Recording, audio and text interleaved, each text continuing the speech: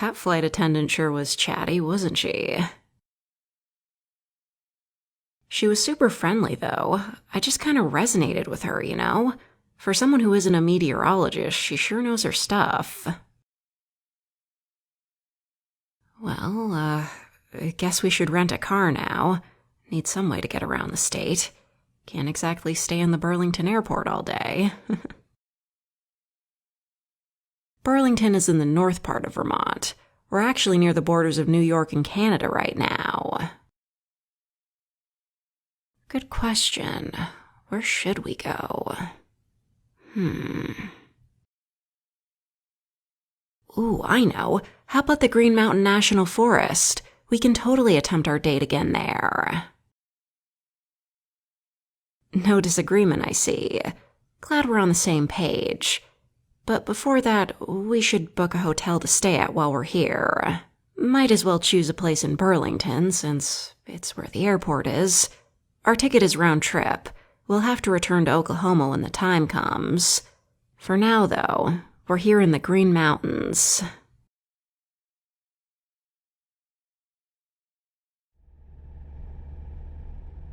Look at those skies. Blue and clear without a single cloud in sight. Nothing to obscure the sun from shining down on us with its full brightness. I remember it like it was yesterday. Well, obviously clouds exist in Vermont. They just aren't tornadic most of the time. There's a couple reasons why tornadoes are so rare in Vermont, and New England in general. First, the Appalachian Mountains cut through the state. Mountains generally make it very difficult for tornadoes to maintain their form. So even if one does touch down, it'll likely peter out very quickly. They need the flat land of the Great Plains to stick around longer. And second, the unfavorable temperatures. The reason Oklahoma is the world's tornado capital is due to its perfect geological position. It's part of the Great Plains, which grants it all the flat land that tornadoes could ever need, and it gets perfect temperatures from surrounding regions. Warm, moist air from the Gulf of Mexico and cool, dry air from the Rocky Mountains. Oklahoma just so happens to be perfectly sandwiched between those regions. Combine that with abundant flat land, and you've got yourself the most active tornado hotspot on the entire planet. It's possible for Vermont to get these conditions, but extremely less often. In fact, earlier this year, Vermont did actually get a couple tornadoes in the southern part of the state. The 2024 tornado outbreak made conditions more favorable than usual, but I can't express enough how rare that is. Vermont almost never gets a good enough mix of warm, moist air and cool, dry air, so it was incredibly surprising to see a New England tornado threat. I'm not exactly sure what causes tornadoes to even be possible at all in Vermont, but I have a theory. Perhaps it takes cool, dry air from the north and creates its own warm, moist air during the hot summer. It would explain why the highest risk for New England tornadoes is in the summer. Even then, it still almost never happens because of the mountains. Tornadoes will have a lot of trouble finding any remotely flat land to settle down on. In Oklahoma, the highest risk season is spring. I've mentioned this before, but many of the most historical F5 tornadoes took place in May. That's when Tornado Alley fires up the most. Meanwhile, Vermont has never had anything stronger than an F2. That's the worst it's ever gotten here. But enough about tornadoes. We came here to get away from them, right? I want to talk about Vermont itself. When I was growing up, I always saw this state as boring. Not just for weather-related reasons, but for other reasons. I just kind of felt like there wasn't much to do. Not much to appreciate. But in my adult years, it feels like I took Vermont for granted. There's plenty to enjoy, except for the cost of living. Yeah, Oklahoma is much cheaper to live in. Another reason why I moved there. But anyway, I should be focusing on the positives. Billboards are actually illegal in Vermont. This might sound a bit specific, but it makes sense when you realize just how gorgeous the state is. There's a large emphasis on nature and wildlife in Vermont. It's much more noticeable here than any other state. Seriously, just look around us right now. Isn't it pretty? Yep, and not a single billboard to distract you from it. No annoying roadside ads. Just beautiful scenery. Vermont is also known for its maple syrup. If Oklahoma is the tornado capital, then Vermont is the maple syrup capital. This state produces more maple syrup than any other, and it's super high quality. We should take some home with us. And then, there's Ben & Jerry. Everyone loves their ice cream, right? Who doesn't? And they just so happen to have Vermont origins. They opened their first shop in Burlington on May 5th, 1978. The headquarters is also located in Burlington, and the factory is located in Waterbury. The factory even has a flavor graveyard where discontinued flavors are stored. My favorite flavor is the Tonight Dough, but there's another flavor that I've heard is even better, Peanut Butter World. I've never tried it myself because I can't find it anywhere. No store I go to seems to have it. I hope it isn't discontinued. You know how the flight attendant compared Vermont to Montana? Well, personally, I find myself comparing it to Canada. Vermont feels like if Canada was a state.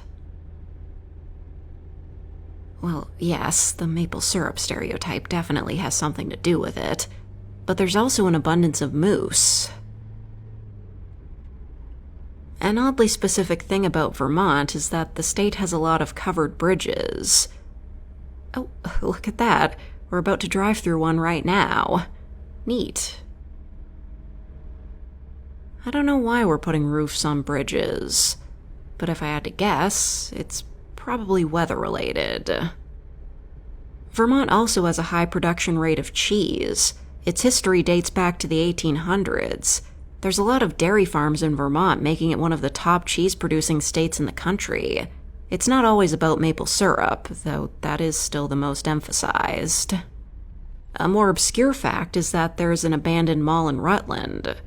At least, I think it's abandoned. It's weird.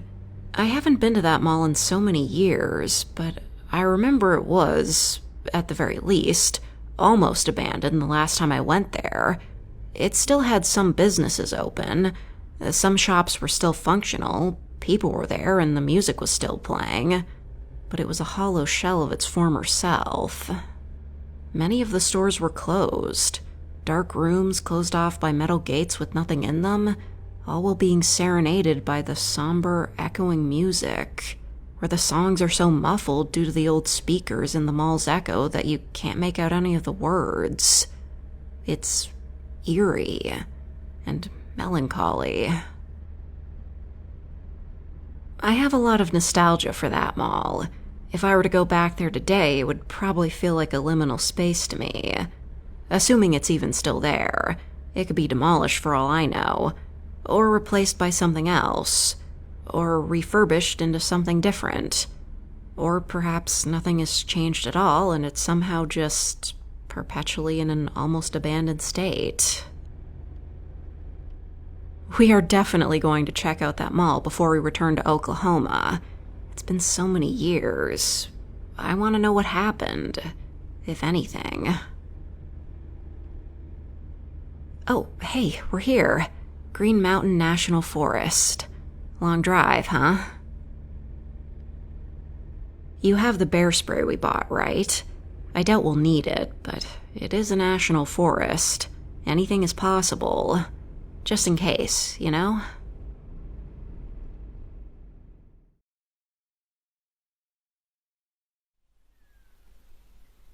I was used to seeing flat land for so long that being in the vertical landscape of the Green Mountains feels alien to me. We are technically in the Appalachian Mountains right now. Vermont's Green Mountains are part of Appalachia. They're basically interchangeable. Ooh, I don't know. Will we really see a Wendigo? Personally, I don't believe in that kind of stuff. They're all just urban myths and legends. Oh, look, there's a coyote over there. We have nothing to worry about. It's a lone coyote, and there's 2 of us. Coyotes attack humans about as often as tornadoes hit Vermont. So, do the math. It might have felt more inclined if it had a pack, but that isn't the case here. I promise you that we are in no danger right now. See, there it goes. There's an old saying, animals are more afraid of you than you are of them. Look down there. It's a newt. Hey, little guy. Don't worry, I'm not gonna hurt you. Aw, it's so cute. I love holding tiny creatures in the palm of my hand. Newts are pretty common, to the point where I'm afraid that I'll step on them without even knowing. Not this one, though. It's probably so freaked out right now. From its perspective, I'm basically a giant. It might not understand that I'm friendly. Okay, I'll let it go. Run free, little lizard.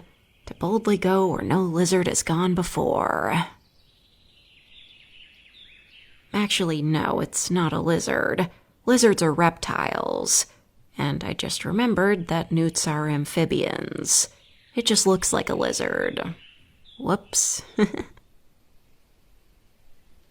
I'm a meteorologist, not a zoologist.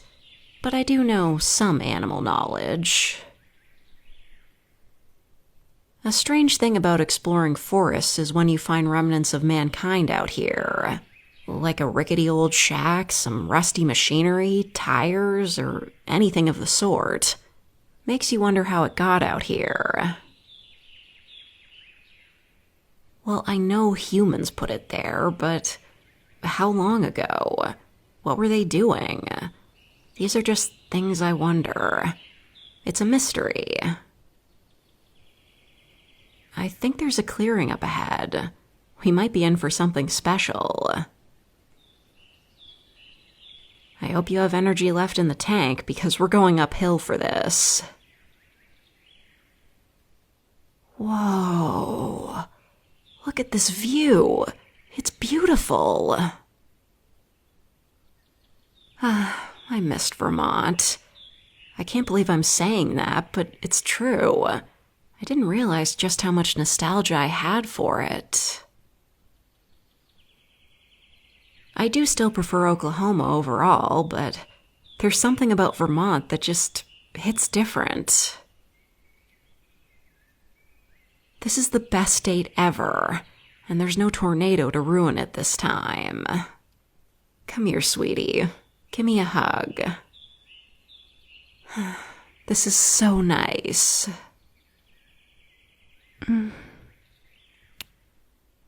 We sure have been through a lot together, haven't we? Yeah, I definitely made the right choice to marry you, and I haven't regretted a single second of it. I love you so much, honey. No tornado will ever be able to pull us apart.